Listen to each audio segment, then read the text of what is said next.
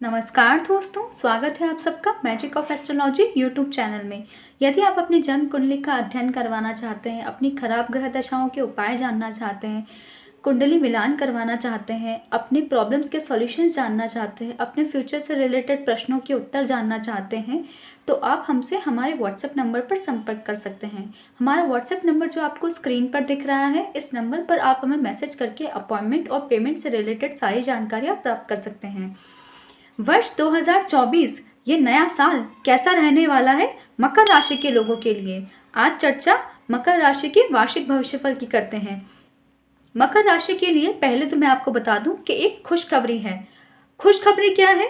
खुशखबरी यही है कि जो पिछले 5-6 सालों से आपको शनि की साढ़े साती चल रही थी, उस शनि की साढ़े साती की अंतिम ढैया चल रही है।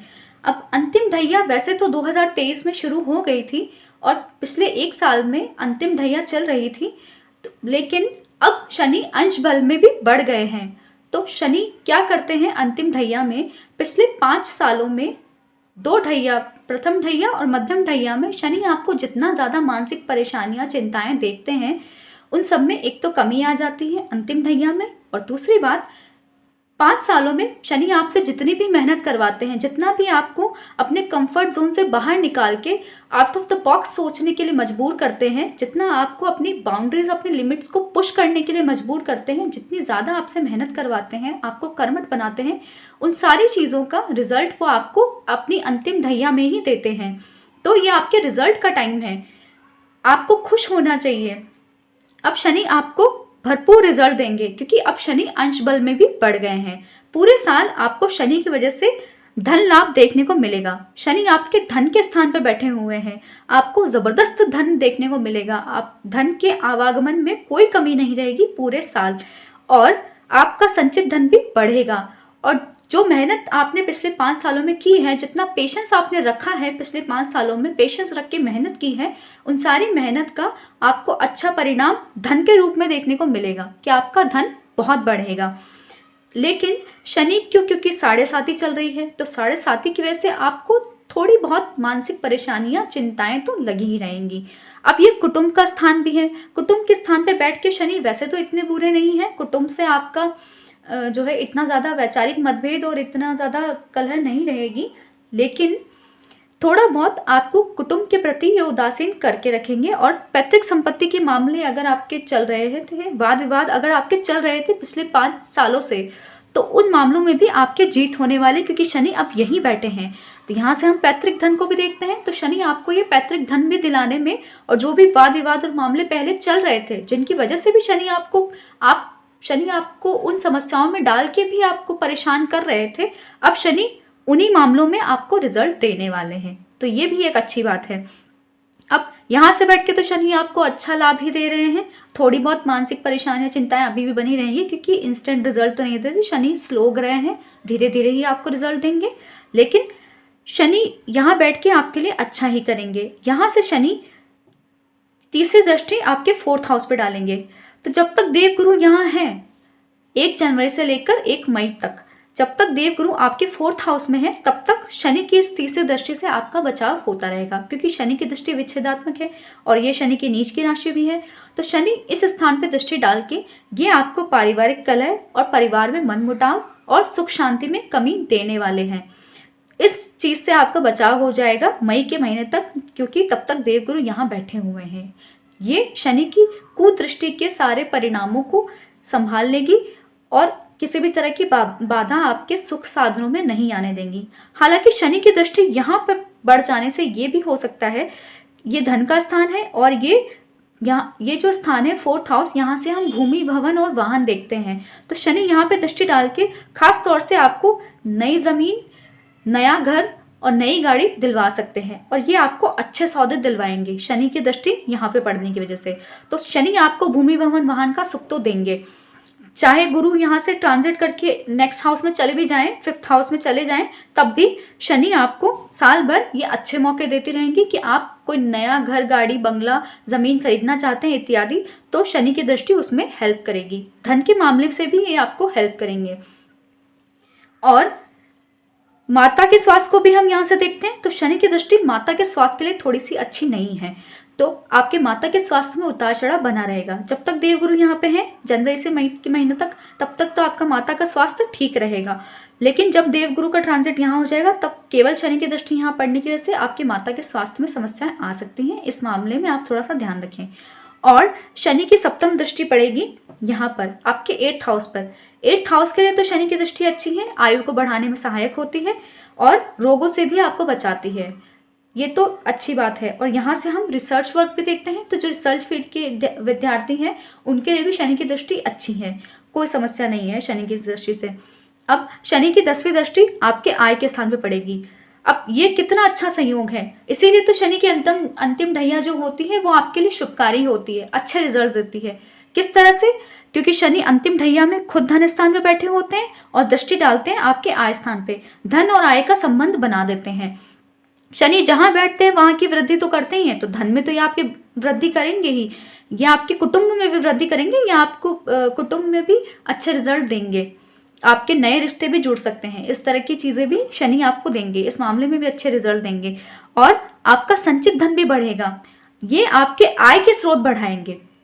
यहाँ पे 10वीं दृष्टि डाल के शनि आपके आय के स्रोत भी बढ़ाएंगे। इस साल आपके आय के स्रोत बढ़ने वाले हैं, आपको अच्छे रिजल्ट्स मिलने वाले, खासकर कंस्ट्रक्शन, इंजीनियरिंग, ठेकेदारी की फील्ड से और सरकारी क्षेत्रों से अगर आप जुड़े हुए हैं या सरकारी क्षेत्रों से जुड़ के आप लाभ कमाना चाहते हैं तो आपके आय के स्रोत बढ़ेंगे और उससे आपके संचित धन में वृद्धि होगी। तो शनि का ये ट्रांजिट इस साल आपके लिए बहुत ही अच्छा है, बहुत फलदायक है। शनि के ट्रांजिट में कोई दिक्कत नहीं है। अब आ जाते हैं राहु पे। राहु आपके 3rd हाउस में बैठे हुए हैं। 3rd हाउस में भी पाप ग्रह का बैठना अच्छा होता है क्योंकि ये पराक्रम का स्थान है, तो 3rd हाउस में बैठ के राहु आपके पराक्रम को बढ़ाएंगे, इसमें कोई दिक्कत नहीं है, अच्छी बात है। लेकिन 3rd हाउस से हम छोटे भाई बहनों को भी देखते हैं। राहु का 3rd हाउस में बैठना ये दिखाता है कि आपके छोटे भाई बहनों से आपके संबंध बिगड़ सकते हैं। यहाँ से भी हम कम्युनिकेशन को देखते हैं। तो राहु जब यहाँ पे बैठ गए हैं तो फिर आपकी वाणी में प्रॉब्लम आ सकती है कि आपकी वाणी ऐसी हो जाए कि आपकी वाणी की वजह से, आपके वाद विवाद की वजह से छोटे भाई बहनों से आपके संबंध बिगड़ सकते हैं और छोटे भाई बहनों की तरक्की में भी थोड़ी सी राहु की पोजीशन बाधक होने वाली है। यहाँ से हम मित्रों को भी देख सकते हैं। तो इस साल राहु के यहाँ बैठे होने की वजह से आप गलत संगत और गलत आदतों में पड़ सकते हैं, तो इस मामले में आप थोड़े सावधान रहें। राहु की 5वीं दृष्टि पड़ेगी यहाँ पर। राहु की 5वीं दृष्टि पड़ेगी आपके 7th हाउस पे। तो 7th हाउस पे दृष्टि डाल के राहु क्या करेंगे, आपके जो दाम्पत्य सुख में कमी लेके आएंगे और आपके विवाह के लिए भी जो संबंध बनने वाले हैं, मई तक तो वैसे विवाह के ज़्यादा योग है नहीं क्योंकि देवगुरु की दृष्टि यहाँ पर नहीं है। मई के बाद जब देवगुरु यहाँ आ जाएंगे तो पंचम में होने की वजह से, पंचम में बैठ के देवगुरु नवम पे दृष्टि डालेंगे और लग्न से भी संबंध बनाएंगे, तब आपके विवाह के योग हैं। उससे पहले आपके विवाह के योग तो वैसे भी नहीं है। और राहु की दृष्टि की वजह से यदि आपका विवाह का कोई प्रस्ताव चल रहा था, यदि आपकी इंगेजमेंट भी हो रखी थी, तो उसमें भी आपको समस्याएं आएंगी, उस रिश्ते में भी ये विच्छेद करवा सकते हैं, तो इस मामले में आप थोड़े सावधान रहें। उसके अलावा यहाँ से हम दाम्पत्य सुख को देखते हैं, तो जो पहले से शादीशुदा हैं उनके दाम्पत्य सुख में भारी कमी आने वाली है राहु की दृष्टि की वजह से, क्योंकि साल भर राहु की दृष्टि यहीं पे इसी स्थान पे बनी रहेगी। तो इस मामले में आपको थोड़ा ध्यान रखना है। और राहु आपके जीवन साथी को भी स्वास्थ्य समस्याएं दे सकता है, और आप पार्टनरशिप में व्यापार कर रहे हैं तो ये राहु की दृष्टि साल भर आपके व्यापार में उतार चढ़ाव बना के रखेगी और आपके पार्टनर से भी आपका मतभेद करवा सकती है। तो आप अपनी वाणी पर नियंत्रण रखें, तो आपके पार्टनर से मतभेद होने से आप बच सकते हैं। और आप पूरा ध्यान धन कमाने पर, अपने व्यापार पर दें, तो आपका धन जरूर बढ़ेगा। धन बढ़ने के इंडिकेशंस तो आ रहे हैं और आय बढ़ने के इंडिकेशंस भी आ रहे हैं। बस आप अपनी वाणी पर नियंत्रण रखें, गलत संगत, गलत आदतों से, गलत लोगों से दूर रहें, गलत लोगों से मित्रता ना करें, तो आपका व्यापार भी अच्छा चलेगा, उसमें दिक्कत नहीं होगी। और जब आप अपनी वाणी पर नियंत्रण रखेंगे तो आपका दाम्पत्य सुख भी बना रहेगा, आपके जीवन साथी के साथ भी कोई वाद विवाद नहीं होगा। बस आप ही को ध्यान रखने की जरूरत है। राहु तो आपसे करवाएंगे, आपको उकसाएंगे, लेकिन आपको ध्यान रखना है, अपनी वाणी पर नियंत्रण रखना है, शांति बनाकर रखनी है। और राहु की दृष्टि भाग्य स्थान पे भी पड़ेगी, तो राहु की दृष्टि भाग्य स्थान पे पड़ना और केतु का यहाँ बैठना ये दिखाता है कि आपको ये भाग्य तो बढ़ा के देंगे, लेकिन ये आपको धर्म से विमुख करेंगे। धर्म के प्रति आप उदासीन रहेंगे, धर्म के कार्यों में, धार्मिक कार्यों में आपका मन नहीं लगेगा। लेकिन आपको ऐसा नहीं करना है। आप जितने ज़्यादा धार्मिक होंगे, जितने ज़्यादा दान धर्म पुण्य करेंगे, उतना ही आपका भाग्य आपका साथ देगा। तो आपको राहु की इस दृष्टि से थोड़ा सा सचेत रहना है। और राहु की दृष्टि आय के स्थान पर पड़ेगी, तो राहु और शनि दोनों की दृष्टि आय स्थान पे पड़ रही है, तो ये आपके आय बढ़ाने में तो सहायक होंगे। आय में आपको साल भर कोई समस्या नहीं आने वाली, बहुत अच्छा होने वाला है आय के मामले में यही साल। अब आ जाते हैं गुरु पर। गुरु आपके 4th हाउस में बैठे हैं जनवरी से लेकर मई तक, तो देव गुरु का 4th हाउस में बैठना बहुत ही अच्छा है। 4th हाउस में बैठ के ये आपके पारिवारिक सुख को बढ़ा रहे हैं, परिवार में सुख शांति और प्रेम का वातावरण बना के रखेंगे। आपको सभी तरह के सुख साधन मिलेंगे। सुख साधन आप नए खरीदेंगे भी गुरु के यहाँ बैठने से और शनि की दृष्टि पड़ने से, और जो पहले से सुख साधन आपके पास हैं, घर गाड़ी बंगला जो भी आपके पास है, उनका भी आपको पूरा पूरा सुख और लाभ देखने को मिलेगा। और ये माता का स्थान है, तो ये माता के स्वास्थ्य को ये संभाल के रखेंगे।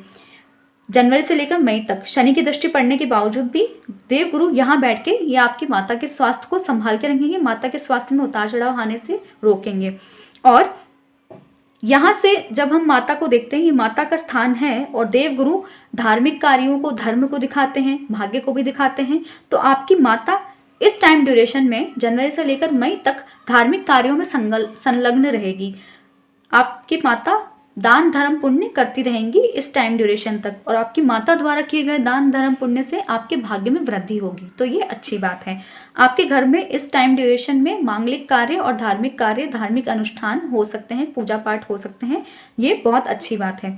यहाँ से बैठ के देव गुरु की जो पंचम दृष्टि पड़ेगी वो आपकी 8th हाउस से पड़ेगी, तो रिसर्च के विद्यार्थियों के लिए अच्छा है, उसमें कोई कमी नहीं है। और यहाँ से हम रोगों को भी देखते हैं, तो वैसे तो देवगुरु आपके रोगों से आपका बचाव करेंगे, लेकिन खुद यहाँ पे दृष्टि डाल के आपको छोटी मोटी पेट से संबंधित बीमारियाँ दे सकते हैं, तो आप अपने खान पान का ध्यान रखें। और देवगुरु की 7वीं दृष्टि पड़ेगी आपके 10th हाउस पे, तो 10th हाउस पे ये आपके बॉसेस के साथ भी आपके संबंध अच्छे बना के रखेंगे। आपके जो बॉस हैं, सीनियर हैं, आप चाहे प्राइवेट जॉब में चाहे सरकारी नौकरी में हैं, आपके बॉस आपके सीनियर्स के साथ आपके संबंध ये अच्छे बना के रखेंगे, संबंधों में मधुरता बनी रहेगी और आपके करियर में भी ग्रोथ देखने को मिलेगी। तो गुरु की दृष्टि अच्छी है।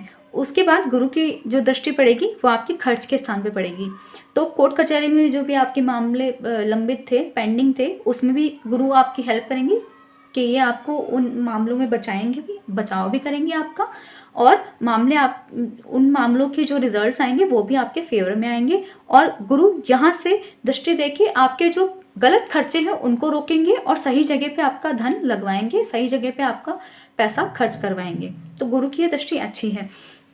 उसके बाद गुरु का ट्रांजिट हो जाएगा आपके 5th हाउस में, तो जब गुरु का ट्रांजिट 5th हाउस में होगा मई के महीने में, 1 मई से लेकर दिसंबर तक देवगुरु यहीं पे बने रहेंगे, तो ये आपकी शिक्षा के लिए अच्छा है। अगर आपको पहले से संतान है तो संतान के लिए अच्छा है, संतान से आपके संबंध अच्छे बने रहेंगे और संतान की शिक्षा भी अच्छी बनी रहेगी। और आप खुद स्टूडेंट्स हैं तो आपकी शिक्षा भी अच्छी बनी रहेगी, आपको कॉम्पिटिशन में सफलता दिलाएंगी, आपके शिक्षा में आपका मन लगा रहेगा, आपको सफलताएँ मिलेंगी। और यहाँ से हम प्रेम संबंध में देखते हैं, तो प्रेम संबंध भी आपके अच्छे बने रहेंगे।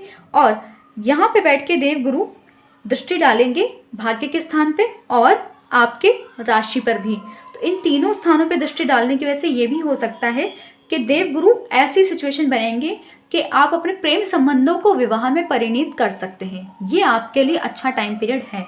मई से लेकर दिसंबर तक अपनी लव मैरिज करने के आपके अच्छे योग बन रहे हैं, आप लव मैरिज भी कर सकते हैं, या फिर आप वैसे भी विवाह करना चाहते हैं तो विवाह के योग आपके मई के बाद ही बन रहे हैं।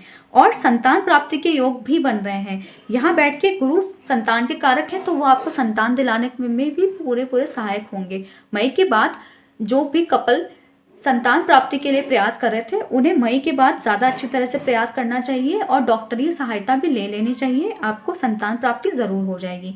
यहाँ से बैठ के गुरु आपके धर्म और भाग्य के स्थान को बढ़ाएंगे। खुद धर्म और भाग्य के कारक हैं तो ये आपके धर्म और भाग्य को तो बढ़ाएंगे, लेकिन केतु के यहाँ बैठने से और राहु की दृष्टि पड़ने की वजह से जो आपके पिता को स्वास्थ्य समस्या देखने को मिल रही थी उससे देवगुरु बचाव करेंगे। आपके पिता के शरीर के लिए देवगुरु की दृष्टि अच्छी होगी। आपके पिता को पहले से कोई रोग होगा भी तो उन रोगों से भी देवगुरु उनका बचाव करेंगे। अच्छा है देवगुरु का यहाँ पे दृष्टि डालना। फिर देवगुरु की दृष्टि आय के स्थान पे पड़ेगी। शनि की दृष्टि भी आय के स्थान पे थी, राहु की दृष्टि भी आय के स्थान पे थी, देवगुरु की दृष्टि भी आय के स्थान पे थी। तभी तो मकर राशि के लिए इस साल बहुत ही अच्छा जाने वाला है। आपके आय के स्रोत जरूर बढ़ेंगे, आपको कई सारे मल्टीपल सोर्सेज से आपको आय होने के इंडिकेशंस आ रहे हैं, तो आपके लिए ये साल बहुत ही अच्छा है। और देवगुरु की दृष्टि मई के बाद आपके अपनी राशि पर भी पड़ेगी, तो देवगुरु आपका समाज में मान सम्मान बढ़ाएंगे, आपकी पद प्रतिष्ठा बढ़ाएंगे, आपके करियर को भी ग्रोथ देंगे, क्योंकि आपके व्यक्तित्व को ये इतना निखार देंगे कि आप अपने करियर में, अपनी फील्ड में ज़रूर ग्रो करेंगे। तो इन सभी मुख्य ग्रहों की वजह से साल भर आपका कैसा जाने वाला है वो मैंने आपको बता दिया। तो आपका ये साल तो बहुत ही अच्छा जाने वाला है। थोड़ी बहुत समस्याएं हैं राहु के पोजीशन की वजह से कि आप गलत संगत, गलत आदतों से दूर रहें, तो आपको बीमारियों से भी आपका बचाव होगा और भाग्य में भी आपका साथ मिलेगा, क्योंकि राहु तो आपको धर्म के प्रति उदासीन करेंगे ही, लेकिन अगर आप धार्मिक बने रहते हैं तो आपका भाग्य ज़रूर बढ़ेगा, निश्चित तौर पे बढ़ेगा। तो आपको इस मामले में थोड़ा ध्यान रखना है। फिर सिर्फ एक समस्या आने वाली है, एक नहीं बल्कि 2 समस्याएं आने वाली हैं इस साल। तो वो ये आने वाला है कि सूर्यदेव शनि के साथ, आपके राशि के स्वामी के साथ सूर्यदेव यहाँ बैठ जाएंगे आपके धन के स्थान पर। कब बैठ जाएंगे? 15 फरवरी से लेकर 15 मार्च तक, 1 महीने की ड्यूरेशन तक सूर्य और शनि की युति बनी रहेगी। और उसके अलावा अगस्त के महीने में 16 अगस्त से लेकर 16 सितंबर तक सूर्य यहाँ पे बने रहेंगे। तो इन दोनों ही महीनों में आपको खासा ध्यान रखना है। किस चीज़ का ध्यान रखना है? आपको अपने पिता के स्वास्थ्य का ध्यान रखना है, क्योंकि शनि और सूर्य के बीच में शत्रुता होती है और सूर्य आपके पिता के कारक हैं। तो शनि और सूर्य की युति या शनि और सूर्य के आमने सामने हो जाने से आपके पिता को स्वास्थ्य समस्याएं आ सकती हैं और मेजर हेल्थ इश्यूज आ सकते हैं। ये 2 महीने आपके पिता के स्वास्थ्य के लिए अच्छे नहीं हैं, आप उनका खास तौर पे ध्यान रखें।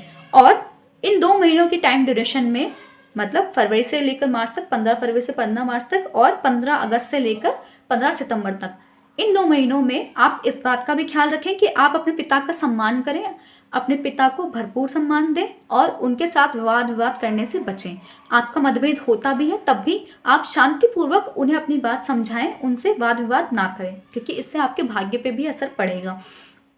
दूसरी समस्या होने वाली है मंगल के नीच हो जाने की वजह से। मंगल अक्टूबर के महीने में नीच हो जाएगा और आपके 7th हाउस में बैठेगा। 7th हाउस में मंगल का बैठना वैसे भी मांगलिक दोष देता है, और मंगल जब नीच की अवस्था में आपके 7th हाउस में बैठेगा तो डेफिनेटली आपके जीवन साथी को स्वास्थ्य समस्याएं ये देगा। अक्टूबर, नवंबर और दिसंबर के महीने में आपको इस मामले में सचेत रहने की ज़रूरत है। और दूसरी चीज़, ये आपके व्यापार के लिए भी मंगल का नीच की अवस्था में यहाँ पे बैठना अच्छा नहीं है। ये आपको व्यापार में भी बहुत ज़्यादा समस्याएं दे सकता है। और ये लगभग 45 दिन का टाइम ड्यूरेशन ऐसा है अक्टूबर के बाद से कि आपको व्यापार में हानि हो सकती है और आपकी पार्टनरशिप टूटने के भी आसार बन सकते हैं। तो आपको थोड़ा सा ध्यान रखना है, सचेत रहना है इस मामले में। बाकी ये पूरा साल आपका काफ़ी अच्छा जाने वाला है। ये साल आपके लिए शुभकारी हो, मंगलमय हो, इसी शुभेच्छा के साथ धन्यवाद।